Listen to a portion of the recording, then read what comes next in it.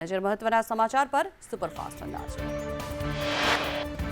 રાજ્યમાં આજે પણ કમોસમી વરસાદની આગાહી ગાજવીજ સાથે છૂટાછવાયા વરસાદની કરાઈ આગાહી વડોદરા છોટાઉદેપુર સુરેન્દ્રનગરમાં વરસાદની આગાહી કરવામાં આવી રાજકોટ મોરબી બોટાદ અને અમરેલીમાં વરસાદની આગાહી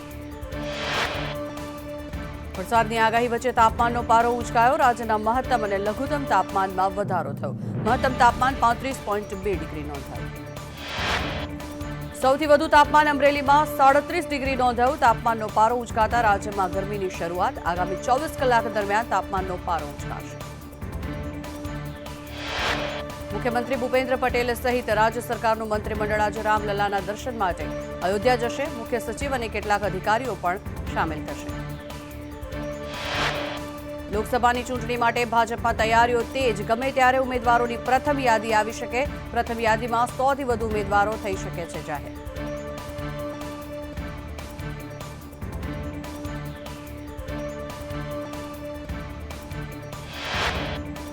ગાંધીનગરથી અમિત શાહના નામની જાહેરાત થઈ શકે છે લખનૌથી રાજનાથસિંહના નામની થઈ શકે છે જાહેરાત નવસારીથી CR પાટીલનું નામ જાહેર થઈ શકે લોકસભાની ચૂંટણી માટે ભાજપ સજ્જ પ્રથમ યાદીમાં ગુજરાતના પણ અનેક નામ હોઈ શકે ગુજરાતના 26 સાંસદોમાંથી 6 રિપીટ થાય તેવી શક્યતા 20 વર્તમાન સાંસદોના પત્તા કપાઈ શકે છે ગાંધીનગર બેઠક પરથી અમિત શાહનું નક્કી મનાતું નામ નવસારી બેઠક પરથી CR પાટીલનું નક્કી મનાતું નામ ભરૂચ બેઠક પર મનસુખ વસાવા થઈ શકે છે રિપીટ જામનગર બેઠક પર પૂનમ માડમ પણ રિપીટ થઈ શકે આણંદ બેઠક પર મિતેશ પટેલ પણ રિપીટ થઈ શકે ત્યારે પાટણ બેઠક પર ભરતસિંહ ડાભી થઈ શકે છે રિપીટ લોકસભાની ચૂંટણી પહેલા ચૂંટણી પંચની એડવાઇઝરી રાજકીય પક્ષો માટે ચૂંટણી પંચે જાહેર કર્યા નિયમો જાતિ ધર્મ અને ભાષાને આધારે મત ન માંગવા માટે ચૂંટણી પંચનું સૂચન આચારસંહિતા ભંગનો બીજી વાર ભંગ કર્યો તો કડક કાર્યવાહી કરવામાં આવશે મતદાતાઓને ભરમાવવાનો કોઈપણ પ્રયાસ ન કરવો જોઈએ પ્રતિસ્પર્ધીને બદનામ કરતી પોસ્ટ શેર ન કરવા માટે નિર્દેશ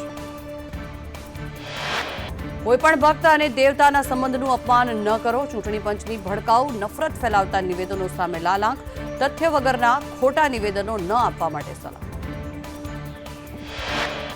છોટાઉદેપુર જિલ્લા યુવા સંમેલનમાં એમપીના નાયબ મુખ્યમંત્રી રાજેન્દ્ર શુક્લા હાજર રહ્યા અબકી બાર 400 કે પારના નારા સાથે કાર્યકરોને કામે લગાવવા હાકલ કરી ભાજપ લોકસભાની ચૂંટણીના ઉમેદવાર જાહેર કરશે કોઈપણ ઘડીએ ઉમેદવારના નામ જાહેર થઈ શકે છે પ્રથમ યાદીમાં 100 થી 125 નામની થઈ શકે છે જાહેરાત વડાપ્રધાન નરેન્દ્ર મોદી વારાણસી ગૃહમંત્રી અમિત શાહ ગાંધીનગરથી રાજનાથસિંહ લખનૌથી જ્યારે નીતિન ગડકરી નાગપુરથી લડી શકે છે જ્યોતિરાદિત્ય સિંધિયા ગુના શિવપુરથી ત્યારે મનોજ તિવારી ઉત્તર પૂર્વ દિલ્હી બેઠક પરથી ચૂંટણી લડી શકે છે જ્યારે સર્વાનંદ સોનેવાલ દિબ્રુગઢથી ચૂંટણી લડી શકે છે લોકસભાની ચૂંટણીને લઈ ભાજપે નક્કી કર્યો લક્ષ્યાંક ગાંધીનગર બેઠક પર 10 લાખથી વધુ મતોથી જીત માટે કવાયત લોકસભા વિસ્તારમાં હું છું અમિત શાહના નામથી ચલાવાશે અભિયાન દરેક કાર્યકર્તા લોકો સાથે અમિત શાહ તરીકે કરશે પ્રચાર અભિયાન ચલાવવા દરેક બૂથમાં સોંપાશે જવાબદારી 75% કરતાં વધુ મતદાન કરાવવા અભિયાન ચલાવવામાં આવશે વીટીપીના રાષ્ટ્રીય અધ્યક્ષ મહેશ વસાવા ભાજપમાં જોડાશે ઝઘડિયાથી ધારાસભ્ય રહી ચૂક્યા છે મહેશ વસાવાની CR પાટીલ સાથે શુભેચ્છા મુલાકાત લોકસભા બેઠક માટે ભાજપ એક્શન મોડમાં રાજસ્થાનના નાયબ મુખ્યમંત્રી દિયા કુમારીએ રાજકોટ સર્કિટ હાઉસમાં સ્થાનિક ભાજપના નેતાઓ સાથે મુલાકાત કરી દિયા કુમારીએ કહ્યું કે આ વખતે અમે 400 સીટોને પાર કરીશું મહિલાઓને પ્રાધાન્ય મળે તેવા સંકેત આપ્યા ઇન્ડિયા ગઠબંધન જેવું કંઈ છે જ નહીં રાજકોટ બેઠકમાં ભાજપના નામને લઈને સૌથી વધુ ઉત્સુકતા વિજય રૂપાણી અને પુરુષોત્તમ રૂપાલાનું નામ ચર્ચામાં સાંસદ રામ મોકરિયા સાથે સંદેશ ન્યૂઝની ખાસ વાતચીત 5 લાખથી વધુ મત સાથે જીતાડવા કાર્યકરો મક્કમ લોકસભાની ચૂંટણીને લઈ રાજકીય પક્ષો સક્રિય સૌરાષ્ટ્રમાં જ્ઞાતિ ગણિત બંધ બેસાડવા માટે પ્રયાસ કોળી લેવા અને કડવા પાટીદારોને સાચવવા માટે મંથન રાજકોટમાં ભરત બોગરા પુરુષોત્તમ રૂપાલાનું નામ પણ ચર્ચામાં સુરેન્દ્રનગર બેઠક પર કુંવરજી બાવળિયાના નામની ચર્ચા જૂનાગઢ બેઠક પર કોળી ઉમેદવારને મળી શકે છે ટિકિટ પ્રથમ યાદીમાં 4 થી વધુ ઉમેદવાર જાહેર થઈ શકે છે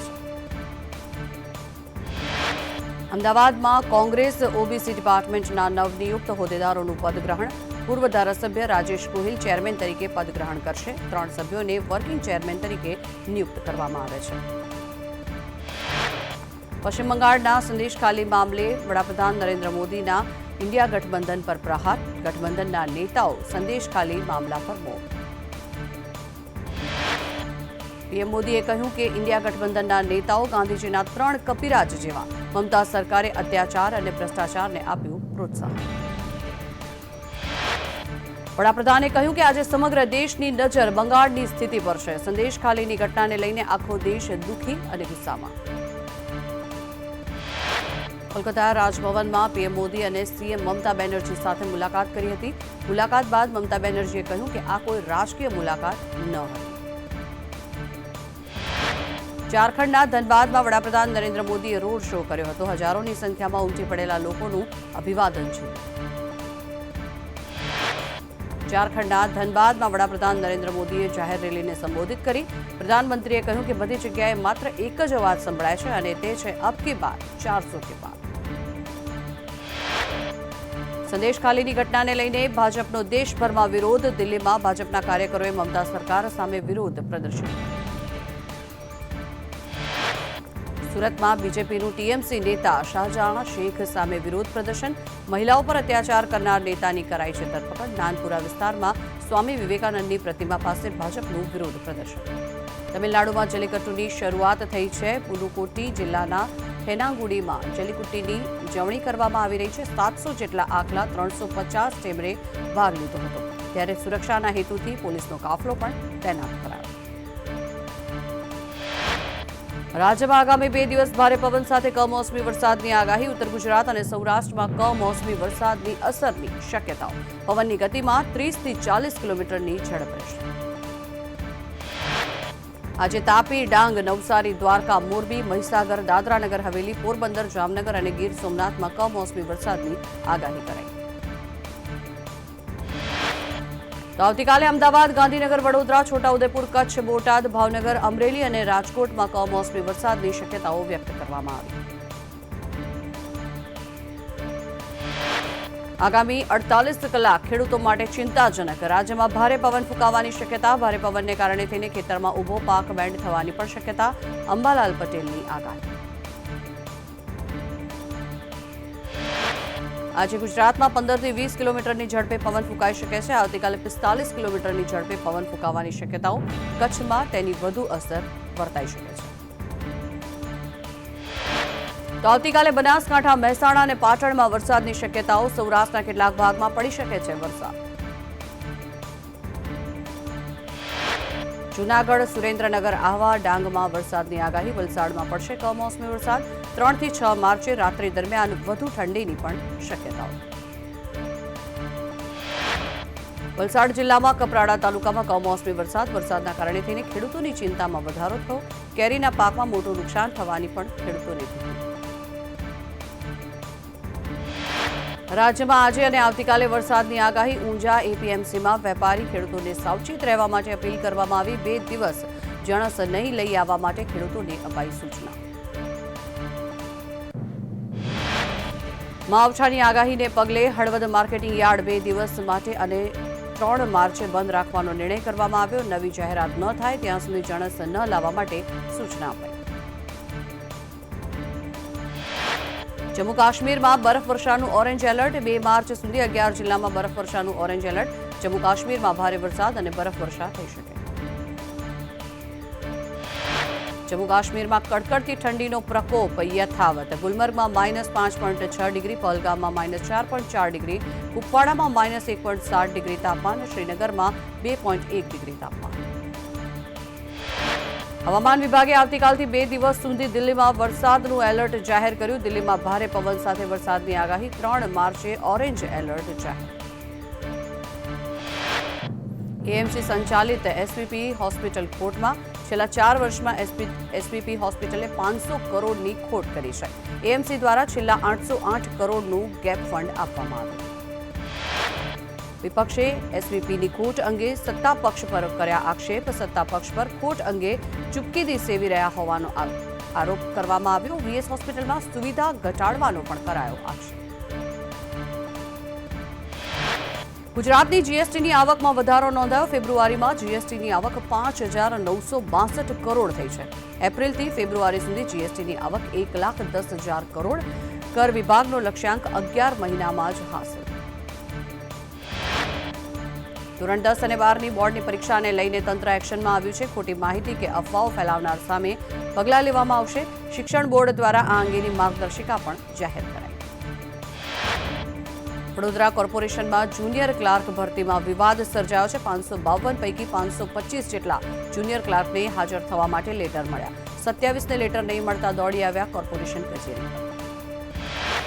27 જેટલા ઉમેદવારોએ વહીવટી અધિકારી સાથે બેઠક કરી. અધિકારીઓએ યોગ્ય ઉત્તર નહીં આપતા કોર્ટના દ્વાર ખખડાવવાની પણ ચીમકી ઉચ્ચારી.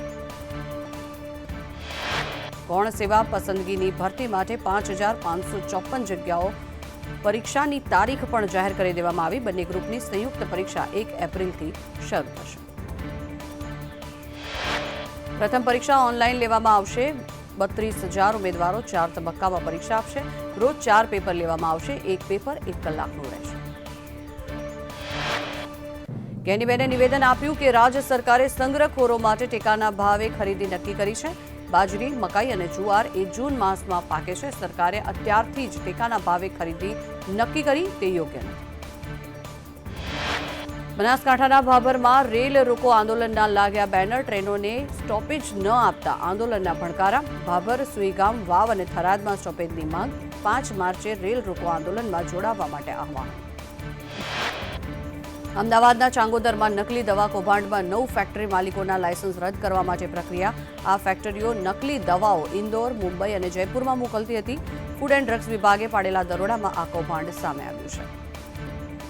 ઔદ્યોગિક નગરી મોરબીમાં સિરામિક ઉદ્યોગ મુશ્કેલીમાં. ગેસના ઊંચા ભાવને લઈને ઉદ્યોગકારોમાં નારાજગી. રશિયા યુક્રેન યુદ્ધને કારણે થઈને સિરામિક એક્સપોર્ટ પણ બંધ થયું છે. ત્યારે ડોમેસ્ટિક માર્કેટમાં પણ સિરામિકની માંગ ઘટી છે. જૂનાગઢમાં માત્ર ગિરનાર જ નહીં પરંતુ ભવનાથ વિસ્તારમાં પણ તંત્ર દ્વારા પ્લાસ્ટિક પર પ્રતિબંધ મૂકવામાં આવ્યો. ત્યારે વેપારીઓએ આજે ધંધા રોજગાર બંધ રાખીને તંત્રના આ નિર્ણયનો વિરોધ કર્યો. ડાકોરમાં પ્રાથમિક સુવિધાઓના અભાવને લઈને રોષ. યાત્રાધામ ડાકોરમાં ગંદકી અને ગટરો સાફ કરવા માટે કરાઈ માંગ. ડાકોર ટ્રાફિક સર્કલ પાસે સ્થાનિકોના પ્રતિક ઉપવાસ.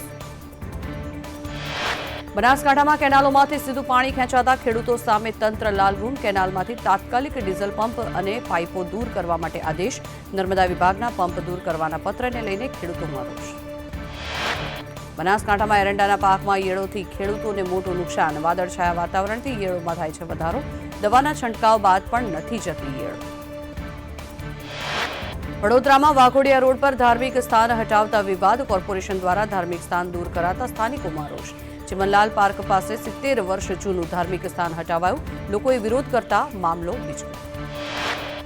અમદાવાદ મનપા પ્રાથમિક શિક્ષણ સમિતિની બેઠક. આગામી 2.5 વર્ષ માટે ડોક્ટર સુજય મહેતાને રિપીટ કરાયા. ડેપ્યુટી ચેરમેન વિપુલ સેવકને પણ કરાયા રિપીટ.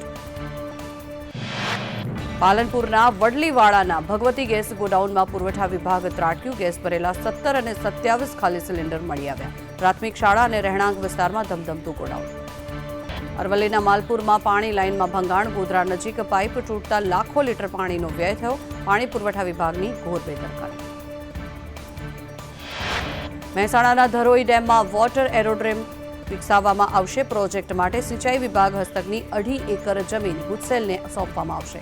સાબરમતી રિવરફ્રન્ટથી ધરોઈ સી પ્લેનનો પ્રોજેક્ટ.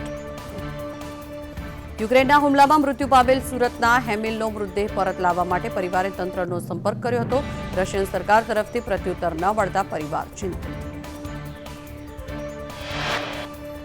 કચ્છવાસીઓને લાંબા સમયની રજૂઆત બાદ આજથી ભુજની લંડનની કનેક્ટિવ ફ્લાઇટ શરૂ કરવામાં આવી છે. ભુજથી મુંબઈ શરૂ થયેલી આ એર ઇન્ડિયાની ફ્લાઇટને લંડનની ફ્લાઇટ સાથે કનેક્ટ કરવામાં આવી. રાજકોટમાં પ્રથમ વખત વીજળીના સ્માર્ટ પ્રીપેડ મીટર લગાવવામાં આવ્યું. વીજળી બચતની સાથે વીજ વપરાશની મોબાઈલમાં તમામ માહિતી મળશે. પ્રથમ ફેઝમાં 23.66 લાખ મીટર લગાવવામાં આવશે. અમદાવાદ સોલા સિવિલ હોસ્પિટલમાં રખડતા શ્વાન લટાર મારતા ફરી વિવાદમાં આવ્યા છે. ત્યારે દર્દીઓની જગ્યાએ સરકારી હોસ્પિટલમાં શ્વાન છે. સારવાર માટે આવેલા દર્દીઓએ વિડીયો વાયરલ કર્યો. કલોલમાં પંચામૃત ફ્લેટમાં કન્સ્ટ્રક્શન સાઇટ પર 10મા માળેથી પટકાતા શ્રમિકનું મોત થયું. સેફટીના સાધનો નહીં હોવાનો કોન્ટ્રાક્ટર પર આક્ષેપ. સુરક્ષાના સાધન વગર શ્રમિક કરી રહ્યો હતો કામ. તો માણાવદરમાં યુવાનની હત્યાના મામલે વધુ 2 આરોપીની ધરપકડ કરવામાં આવી છે. અગાઉના બંદૂકમાં થઈ હતી યુવાનની ધરપકડ. મહિલા સહિત કુલ 5 શખ્સોની ધરપકડ કરવામાં આવી. રાજીવ મોદીના સામે દુષ્કર્મના આક્ષેપ મુદ્દે તપાસ કરવામાં આવી. બલ્ગેરિયન યુવતીએ સીપી ઓફિસમાં 8 કલાક રોકાઈને 6 પેજનું નિવેદન આપ્યું. સિનિયર અધિકારીઓ કેસની તપાસ કરી રહ્યા છે. નડિયાદ કલેક્ટર કચેરીમાં એસીબીની સફળ ટ્રેપ. કોમ્પ્યુટર ઓપરેટર 3000ની લાંચ લેતા ઝડપાયો. ઇન્ડેક્સ નકલ કાઢવા માટે થઈને લાંચ માંગી હતી. અમદાવાદના પ્રહલાદનગરમાં 2 શખ્સોએ 30 મિનિટ સુધી રેકી કર્યા બાદ કારના કાચ તોડીને લેપટોપ અને આઈપેડની ચોરી કરી. બેગમાંથી જરૂરી દસ્તાવેજની પણ થઈ ચોરી. ચોરીની સમગ્ર ઘટના સીસીટીવીમાં કેદ. કુખ્યાત ગેંગસ્ટર અનિલ કાઠીની ધરપકડ. મુંબઈથી સુરત ક્રાઇમ બ્રાન્ચે અનિલ કાઠીને ઝડપી પાડ્યો. અનિલ કાઠી ખંડણી અને દુષ્કર્મના ગુનાનો આરોપી. બનાસકાંઠાના માવસરીમાં હત્યા કેસમાં સંડોવાયેલો.